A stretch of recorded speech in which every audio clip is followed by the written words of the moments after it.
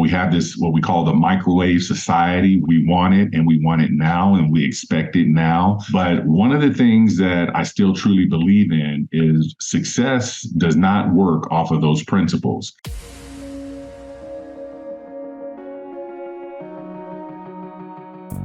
Agent Power Huddle is a daily jumpstart, giving you all the tools you need to create an amazing real estate career.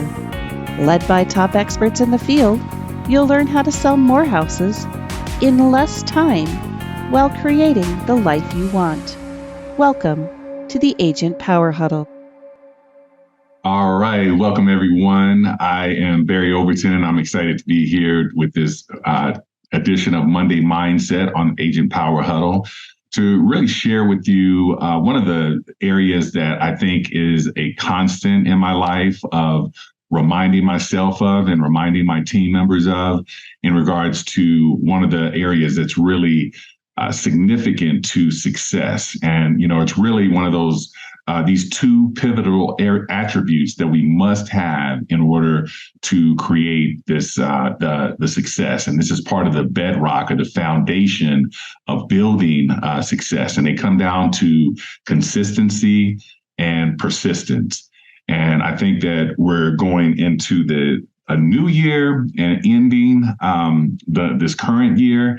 And it's always important, I think, that you go out of the old year with the same energy and vigor and desire that you had going into 2023, for instance.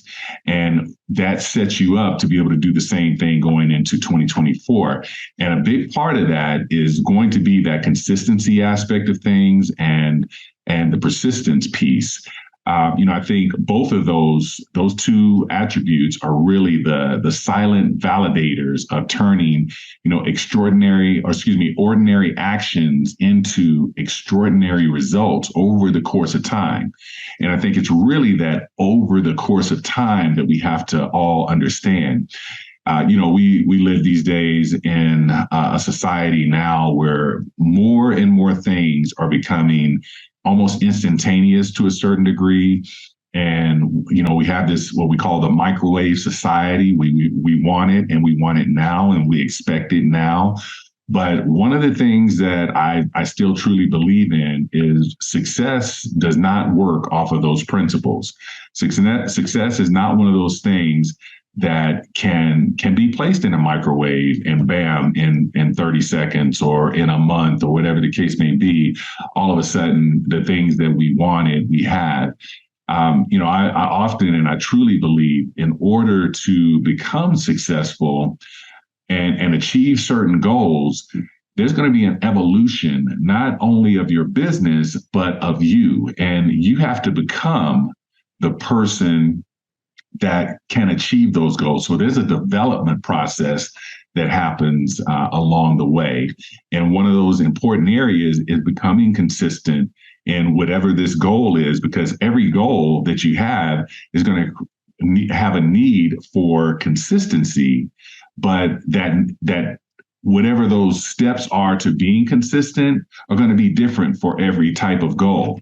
And one thing that is created from consistency is a level of mastery, in regards to whatever it is that you do consistently, you eventually become better at. And then we're going to talk about the discipline of persistence. And when I say discipline, it truly takes that, because there will be times when you're going through a process and the things aren't going the way that you would expect them, that you come to a crossroads of, do I stop doing this because it's not happening or it's not happening fast enough? Or do I persevere? Do I push through the challenge and get through to the other side? So we're going to be able to talk about both of those from a standpoint and how they fit into success. Now, over the next 30 minutes here, I'm going to share with you, I love using the analogy of going to the gym and working out, because it's something that I've done since my late teens, early 20s. And off and on, I've done it very, very consistently for a long period of time. And then I had a period, literally in my 40s where I pretty much got away from working out, and I was more into developing my business at the time. I was in my career, and I got away from working out. And I had challenges, and that was probably when it came to light for me how working out really you can apply that to building a business, building your relationships in your marriage, or building bonds and friendships and different things of that nature. And because what I found in my 40s, when I knew I needed to be working out, I knew if I wanted to stay in shape, if I wanted to have good health, there were certain things that I should be doing. So I did like many people, do when it comes to working out. At the beginning of the year, we make these things, New Year's resolutions. And much like I always say, resolutions are kind of like rules. They're made to be broken.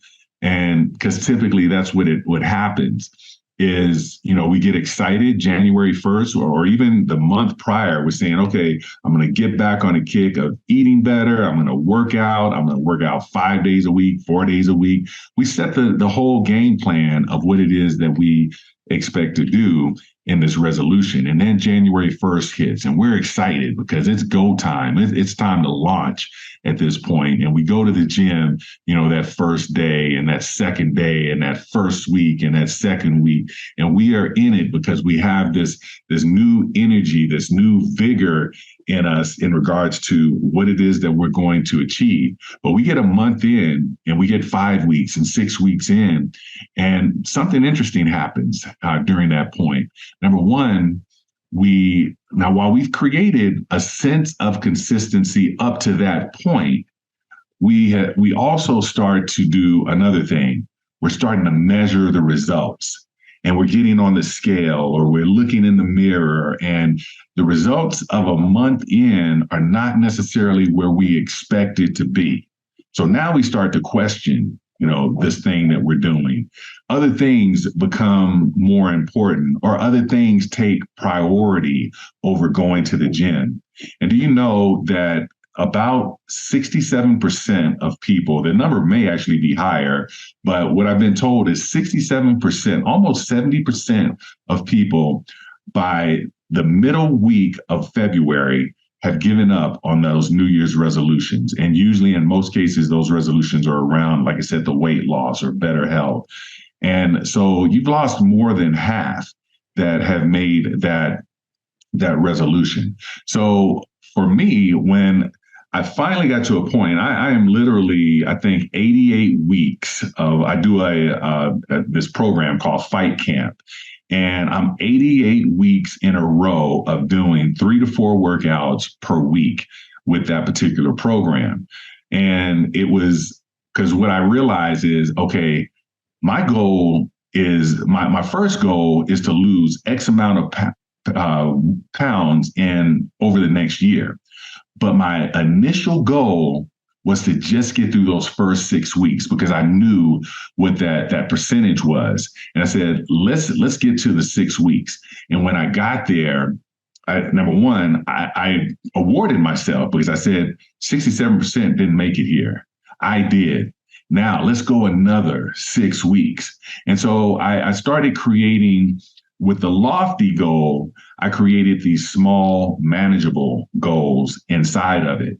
And that helped me to stay consistent because now I wasn't looking at the end of the year and thinking when I got into the mirror that, okay, I want to see my end of the year weight in 6 weeks. No, I just want to stick with it for 6 weeks and continue to go. And so I created those 6 week increments for myself. And now, like I said, 88 weeks into it, I don't even think about the 6 weeks. I just think, let's get to the next week. Let's get to the next week. And it's become now a routine. It's become a habit. And we're going to talk about that here in just a minute. But I want to kind of give you a story that, always has resonated with me in regards to the consistency and over the course of time, seeing those results. And it's, called the Stonecutter's Creed. And it was about a sculptor that could take a large piece of stone, just, with no form, no formation to it at all. And he could envision in his mind, he could create something in his mind that he wanted to create from the stone. And the people would come from far and wide to watch him do this. And in many instances, as every day people would show up to watch him chip away at this stone to make this magnificent, sculpture out of stone. And in the first, week, in the second week, again, people were excited, but as the time went on, they didn't see the results. They didn't see the form of a head or the form of a body coming from the sculpture. But and so the crowds continued to dissipate. So over time, it was just the sculptor and the stone. But every day he showed up and he chipped away at the stone. And over the course of time, you could see the form of the head. You could see the body, and eventually the stone, the statue was completed. And everyone came back and they applauded his great results from that. Now, the difference is, and especially when it's your goals, you have to be the person that can see the vision before it can actually visibly be seen. And you have to be the one that is going to stay consistent, because we're going to have people that are in our corner that are praising us. And over the course of time, if it's taking too much time for them, we're going to lose people along the way. But the most important person that you can't lose is yourself. You have to be the one that's going to stay consistent with it. And that beautiful sculpture that you're working on, whatever that goal is that you have for yourself, is eventually going to materialize. And I can tell you, for me, just kind of give you an idea. So I've been in EXP. This month is my anniversary month. I think I came in November 19th of 2021. And in 2021, when I came on board, I told myself 2 years from now, I'm going to have 500 agents in my organization, because the rev share and agent attraction is an important part of my business. And, I am celebrating right now 75 agents.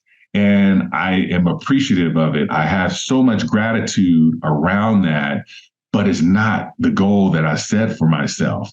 And as I was approaching this time frame and I was thinking about it, I could have taken I had a choice of taking two different roads around that.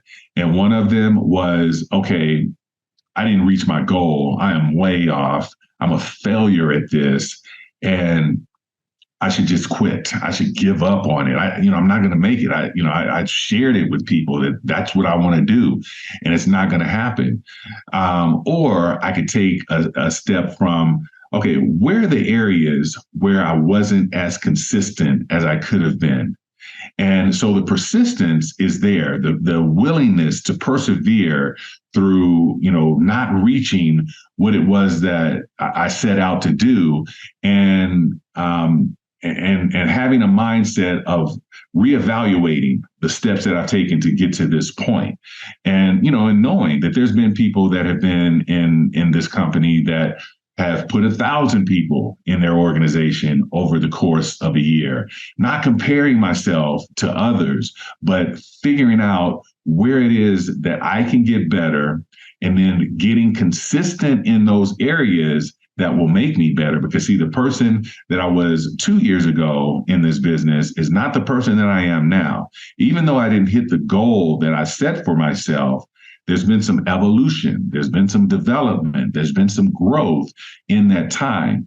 Now, it wasn't to the level that I was hoping to be, but also understanding that there were challenges and setbacks that I wasn't expecting. A lot of times when we set a goal, we don't go into it thinking to ourselves, well, there are going to be setbacks. There's going to be challenges, especially, when I first came on. The day that I joined, there were 4 agents in my organization day one. So I felt like, okay, I'm already on a roll. And when you're in that mindset, you think to yourself, there's nothing that's going to slow me down. Well, life happens. business happens, different, the industry has changed. So there's many different things that factor into that.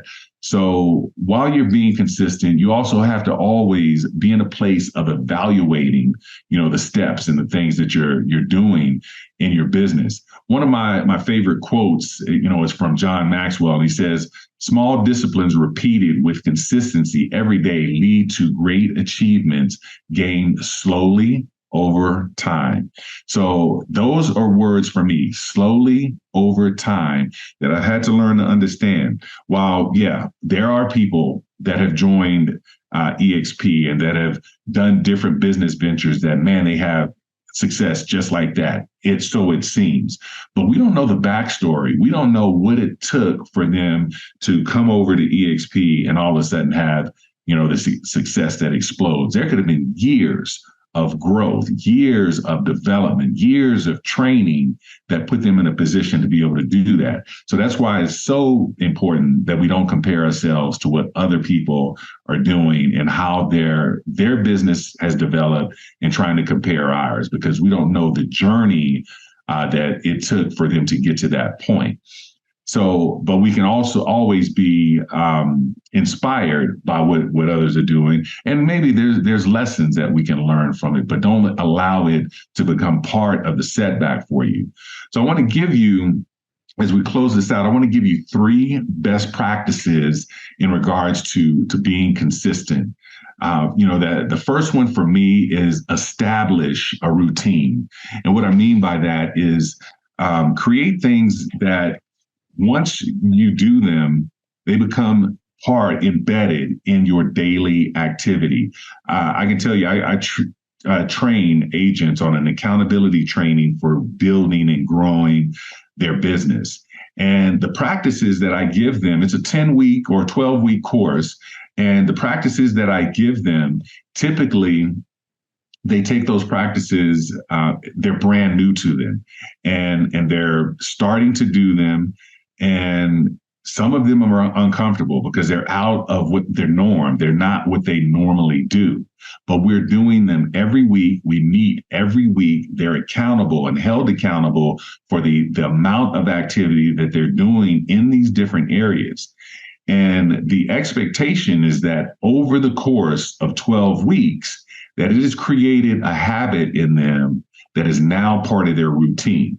And see, the important piece of having something in your business that you're doing that becomes so routine that you don't have to think about it. See, I want you to think from a standpoint of, if you're doing something consistent and constantly, you don't have to make a decision to do it. You don't have to say, well, I need to do this. Do I have time to do it for the next 30 minutes, or should I save it to do later in the day? You're wasting mental energy in that moment of just deciding to do what it is that you have to be doing constantly. You have to be doing consistently. So I want you to think about this. You brush your teeth this morning. Chances are you didn't have to have a decision. You didn't have to sit down and debate with yourself over if you're going to brush your teeth in that moment. No, because there are habits of what you do first thing in the morning, and there may be quite a few things that happen, but I guarantee you, brushing your teeth is somewhere in the fold, because however long that you've had teeth and you've been on this earth, it's been something that you've done, and you didn't have to think about it. You just did it. So that's what I'm talking about in regards to creating these consistent habits that you don't have to make decisions over. You want being able to make 10 phone calls to your sphere and send out thank you cards and send birthday text messages.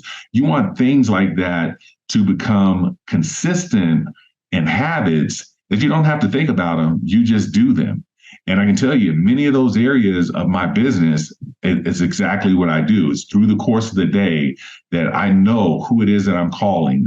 I know for the week who it is that I'm calling, who it is that I'm touching bases with, because I have my running list of people that I create over the weekend that I'm going to be talking to throughout the course of the week.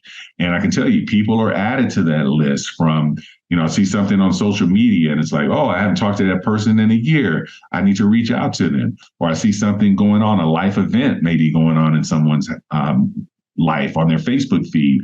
I'm like, oh, I need to make sure that I check in with them, see how they're doing.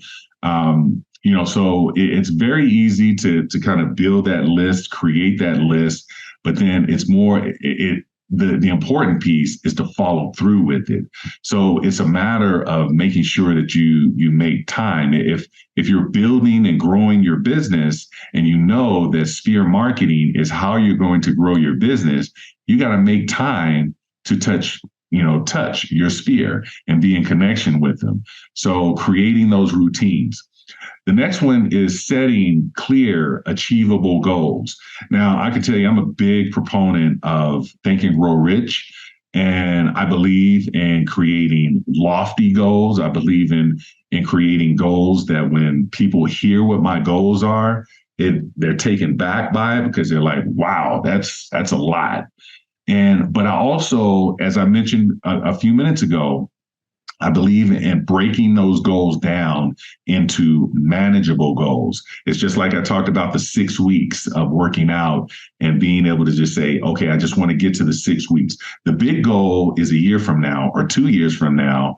But right now, let's just get to the 6 weeks. So same thing in your business. If there's a certain dollar amount that you're trying to achieve or a certain number of sales or number of sides that you want to close in your business for the entire year, setting out manageable goals of what your first month or what your first quarter of what the first half of the year is going to look like. So once again, you're the sculptor and you're just chipping away at what's going to be the end result of this beautiful statue that you're creating for yourself. So being able to just chip away at it, at one manageable goal at a time. And you can do this weekly. You can set a manageable goal for yourself every week of just where you want to be to achieve the big goal. By the end of this week, I need to have talked to 30 people, 10 people, whatever the number is for yourself. Just create the manageable goal for yourself and stay consistent with that. And the beauty of it is I'm big on making notes for myself. I like to monitor my progress of where I've gone since I started the goal to where I am now. And then 6 weeks pass. Now I want to take the 6 week point and let's see where I'm at 6 weeks from now and measure the two. Is there growth? Is there evolution? Is there development that I'm experiencing for myself? And if the answer is yes, then maybe I don't even hit the goal, the small manageable goal that I set for myself after that 6 weeks, but I have grown. That's a win in itself right there. And you want to just continue to evolve into the person that can reach the loftier goal. And then really number 3 on this is it kind of pertains more to the persistence part, but it also goes with the consistency. I think the two go hand in hand. And it's really cultivating self-discipline in yourself. And what I mean by that is, number one, when you're doing something that these are the tasks that I need to do to be able to achieve this goal that I've set for myself, but this is really outside the box for me. This is really uncomfortable. Well, we've all heard it before. You got to get comfortable with being uncomfortable. How do you do that? It's through discipline. Because what you'll find, I'm going to go back to the weights again. If you go to the gym and you're just starting out and you're trying to bench press 225, well, in order to be able to get to the point, 225 is kind of how many times can you bench press 225 is kind of a measuring stick of your strength. And so if you go into the gym and you test yourself out the first day and you can only lift 225, bench press 225 one time, but then over the next 6 weeks, you're working on your strength. You're working on your pectoral strength, your biceps and your triceps and your back strength. You're working on all those areas for the next 6 weeks. And then you go back and test yourself. And now you're pushing 225 5 times. You realize, okay, I've made some results here. And it's because of creating a discipline of continuing to lift weights to get stronger. The muscle is getting stronger. And it's through this consistency of continuing to push the weight. Pushing that weight to become stronger it creates a very uncomfortableness. It creates a pain in the muscles. They say no pain, no gain. Well, guess what? I mean, that goes for business as well. You have to push one of the things I love to say, you have to push your muscles to muscle failure. And then as they, give them nutrition with, protein, amino acids, all the things that you're putting into your body to make the muscle rehab and become stronger, that's where the pain starts to subside. The weight that you were pushing, that created pain in the beginning, now is not enough. You have to put on more weight. Why is that? Because you are developing, you're becoming stronger. And it was because of the discipline. I can tell you, when my daughter was in high school, she used to play volleyball. She hated lifting weights. And she would lift weights to the point of where the pain started. And that's where she would stop. And I told her, that should be the point where you start. Muhammad Ali said, people used to ask him, how many reps, how many push-ups would he do? And he said, I don't know, because I never started counting until the pain set in. That's when he started counting, is to go push, how far can I push myself through the pain to see, to become stronger. And that's how we have to look at our business. That's how we have to look at our relationships. I mean, there are things that we do when we're trying to grow in certain areas that are painful, that are uncomfortable. And it's being able to push through those areas. And you can only do that by having discipline, in those areas. So again, staying consistent, and then the persistent piece that also comes with that. Because when we go through pain, we start to create choices for ourselves. I can either stop and the pain will go away, temporarily, or I can push through and get through this and take myself to a level that I haven't been to before. And what I found, for myself is, if I ever got to a place, if it was a business decision, if it was whatever the case may be, of when it got uncomfortable, I gave up on it. I stayed stuck in a place of not breaking through this barrier and getting to the other side. Because see, getting on the other side of that pain, that uncomfortableness, is leading you to everything that it is that you desire. It's leading you towards the goal and towards the vision that you're after. And so when I realized and understood that I have a choice here of either stopping at the point of the pain and basically staying where I'm at and not seeing the results that I want, or pushing through the uncomfortableness of this, picking up that phone and making the phone calls to people that I have a little apprehension about calling for whatever reason, or, going out to the networking event and meeting new people because I have a little apprehension. I'm uncomfortable, meeting new people in those types of environments, or being that person that says, you know what? This is a part of my business that I have to do, and I need to go out and meet new people. And I can tell you, I was that guy. Maybe I retired from the police department. I used to be a police officer. I retired from the department 10 years ago. It'd be November 16th will be 10 years. When I retired and I started doing, business for myself, the hardest challenge that I had was going to networking events, meeting new business people. Now I'm the guy that holds the networking events, and I'm constantly meeting new business people. And I've become a connector of, when I see one person and I know that I have someone in my database that they need to know, I connect the two. And it's night and day difference. But I would have never got to that point if I gave up, if I said, you know what, this network, these events and these happy hours and these networking opportunities, that's not for me. It's not the thing that I feel comfortable with, so I'm not going to do it. And I can tell you that was a huge barrier to be able to break through, because it was the game changer for my business and how I approach things. And in many cases right here in Denver, people will reach out to me to ask me, hey, I'm looking for, a person in this profession or in this field. Do you know someone? And 9 times out of 10, I can say yes, because of those relationships that I've been able to develop. And like I said, it was facing something that I had a fear of, that I didn't want to do, and just being disciplined enough to tell myself, nope, you got to do this. The person that you want to become is waiting for you on the other side of this decision.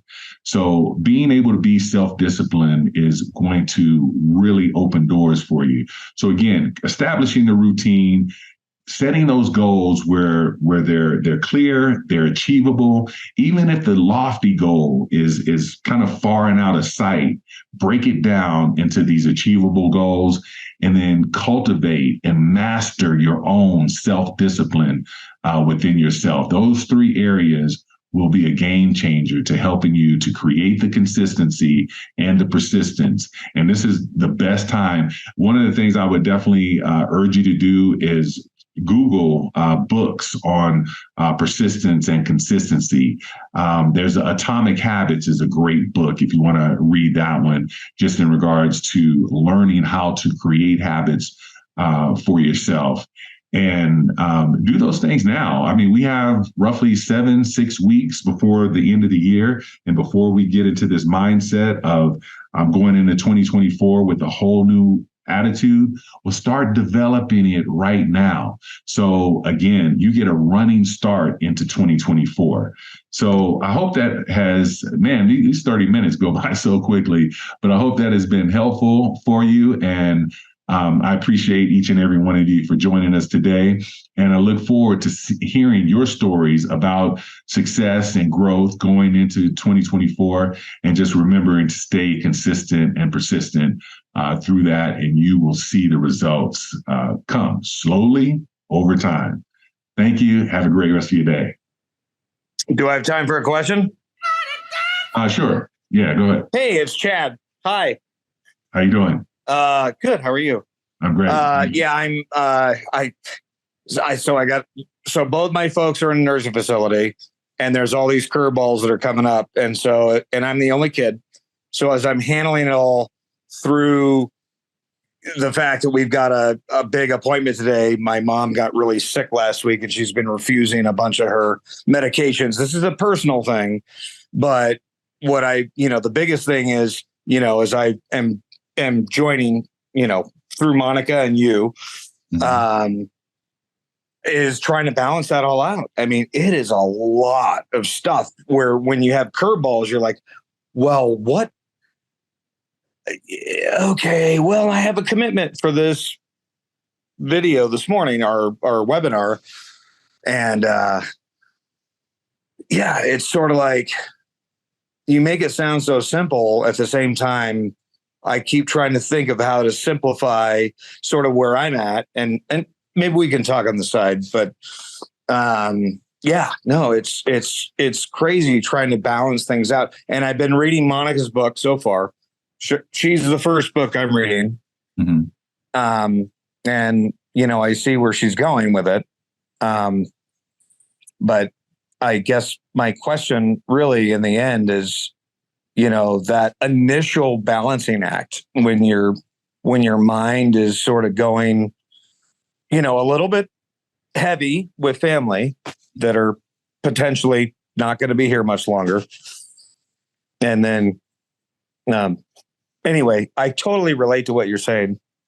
Yeah. One thing I would tell you, Chad, and number one, so you're dealing with, I'm going to give you an example of what I did.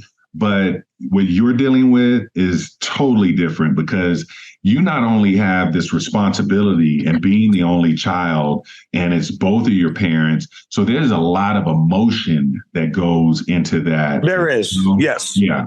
Yeah. And so I'm going to share. I have nothing to hide. Yeah. I'm going to share with you kind of what I did in regards to writing my book, but I can tell you that, like I said, it doesn't compare to what you're experiencing. But same thing, when I was writing my book, it was in 2019 and 2020, and it was at the height of my real estate business. I was like super busy, and I hired a real estate coach, or excuse me, a book coach, to help me figure out time. And one of the things that I ended up having to do is I woke up an extra hour early, and I didn't get on emails or text or any of that. And it was solely to be able to focus on my business. And then what I ended up doing over the course of time is I realized, okay, I don't have to necessarily wake up an extra hour early. Once it became a habit, once it became consistent, I had a time block. I had a certain area where, okay, I got real estate, that's my main thing, but I got to put an hour a day into this book. And I was able to do that by once again, becoming very disciplined, and nothing else can interfere with this particular hour in my day. So I had to prioritize it from that standpoint. Now, like I said, with you have, I'm sure you have appointments and things that come up throughout the course of the day. The reason I started first thing in the morning is because I knew my phone was not going to be ringing at 5 o'clock in the morning. I knew I would probably not get text messages, so I could go undisturbed at that time. And then once I created the habit of, okay, this is what I'm going to do, I was able to move it into 10 a.m. or whatever the case may be, and just become very disciplined and rigid in regards to not doing anything else around that. But like I said, now with you, I would definitely say coaching, the mentorship. You have it with Monica. I have the 10-week accountability training that I'm doing right now that I think may be helpful for you with that as well. But I also think, and I don't say this, in anything, but seriously, I'm very serious about it because I've done it. But counseling, because what you're going through, you've never gone through before, with taking Correct. care of your parents and seeing those things happen. And I can tell you, as a police officer, 15 years ago, if you would have told me to go to counseling about something, I was like, I don't need that. I'm a police officer. I solve other people's problems. I don't need someone to solve my problem. I'm a big proponent of counseling now. Anytime I'm experiencing something that is like, okay, I don't know what to do with this. I don't know how to handle this. Let me talk to a professional. And I'm telling you, it has been the game changer in regards to being able to just balance things in life. And I have some new resources for that too, kind of going through this process where we're having this care conference with my mom today at 1:30. She's been refusing medications and et cetera, where she's kind of she's had 77 surgeries since I've been alive, since I was 5. And my dad is in that sort of beginning stage of dementia mode, where we brought him to his meeting this last Thursday, and he has dementia, but luckily it's not a particular type of dementia that it's called vascular dementia, and it won't lead to Alzheimer's. So that part is positive. But as I go through this, and then as I'm handling my mom, they're both in the same building, and it was a full-time job over the last 2 years or so, where getting them in the same place was huge. And one side of the building is a assisted living, and then my mom's side is skilled nursing, because she has to be on a Hoyer lift to go to the bathroom and all that stuff. And it's sort of like, this is not part of our conversation, I know, but I'm just looking at the whole thing of oh my gosh, this comes up. Like you sent me an email the other day about a picture and I hadn't done it yet. And so it's trying to balance out my own emotion of them and the fact that I'm very close to them, and being able to do all of this stuff without being overly stressed. Yeah. Yeah. And I think it definitely, I'm going to go back to my book. You're being very vulnerable in regards to what you're experiencing here. And I want to do the same. So when I was writing my book, once I got the book completed, it took 1.5 years of doing that repeated activity that I was talking about. But once I've completed it, my next step was I wanted to be on stages. I wanted to be able to speak around the book. So I actually started doing training with Les Brown, who's, considered the #1 motivational speaker in the world. And I added, this was additional thing that I added. So again, real estate's nuts. Finishing up the book. Now I'm doing this training with Les Brown, and we got to the month before the book was getting ready to launch. I was going to be interviewed by Les Brown, and then I built a podcast, and I was going to interview him for my podcast. And that month, I had like 8 deals closing. I had the book launch. I had a book launch party that we were putting together. So it was a lot going on. And for the first time in my life, I had never experienced this. I had this mental anxiety that was like panic attacks, and it lasted for 3 weeks. And I couldn't sleep. This was during COVID. It was like November of 2020. And I felt like, if I had some congestion, and I didn't have COVID, but I had congestion and things like that. And it would wake me up in the middle of the night where I was in a complete panic. And what I realized is it wasn't physical. It was more mental of what I was going through. And for those 3 weeks, I probably slept per day, 24 hours. I would sleep 3 to 4 hours because I just could not. I was afraid to sleep. And after the book launch, after the interviews, and after the closings, all of that went away. So, but during that time, what I did is I had a therapist, and I had to be able to work through those things. So I think, and I can tell you, coming out of it, just like I talked about the evolution, I came out of it a better person. I had a better understanding of what my limits were, because before then, I felt like I was Superman and I could do anything, and there was no, mental issues that I would have, or, anxiety and things of that nature, because I had never experienced that before. So it helped me to understand. And now I realize when I'm getting overwhelmed with something, okay, take a step back, take a deep breath, get away from the things that are causing you the anxiety, and breathe and think about, put yourself in a more positive place. So I have to do those. That's what I'm working on right now. Yeah. Here we are. Yeah. And so it's good that you're recognizing that, because you have to take care of you. You're in this position now where you have to take care of your parents. But if you don't take care of you first, you can't take care of your parents either. So, and we can definitely keep this conversation going more. Because, it's a big, I don't just talk real estate. It is something that I think is very important. No, I feel you. Yeah.